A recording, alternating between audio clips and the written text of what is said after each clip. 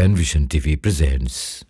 ইফতার কোন সময় করব? আজান দিলে ইফতার করব না সূর্যাস্ত দেখে ইফতার করব? রাসূলুল্লাহ সাল্লাল্লাহু আলাইহি সাল্লাম হাদিসে আজানের কথা উল্লেখ না করে বলেছেন ইদা গারাবাতিশ শামস, সূর্য যখন অস্ত যাবে, ওয়া আফতারা সায়েম, জি রোজাদাররা যখন ইফতার করবে তখন মাগরিবের সময় হয়। জি আল্লাহ রাসূল হাদিসে স্পষ্ট বলছেন মাগরিবের সময় কখন? ইদা গারাবাতিশ শামস, সূর্য অস্ত গেল, জি ওয়া আফতারা সায়েম, রোজাদাররা এই টাইমে ইফতার করবে, জি। এইটাই হলো মাগরিবের নামাজের সময়।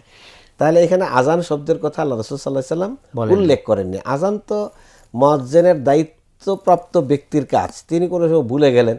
জি গ্রামের অনেক মসজিদ আছে, ইমাম সাহেব আজান দেন আবার সালাত আদায় করান, অনেক সময় কোনো নামাজের সময় কেউ আসেও না, তো উনি হয়তো কোনো পারিবারিক কাজে বিলম্বে আসলেন মসজিদে, আজান 20 মিনিট বিলম্বিত হলো, এই জন্য ইফতার যারা করবেন বিলম্ব করা যাবে তারা কি বিলম্ব করবেন না? বিলম্ব না করাটাই হলো মুসলমানদের আমল, বিলম্ব করাটা হলো ইহুদিদের আমল জি ইফতারের ক্ষেত্রে। এই জন্য আমার মনে হয় আমরা যেটা বলতে চাই যে এখানে সূর্যের সাথে, দিন আর রাতের সাথে রোজার সম্পর্ক, আজানের সাথে না। জি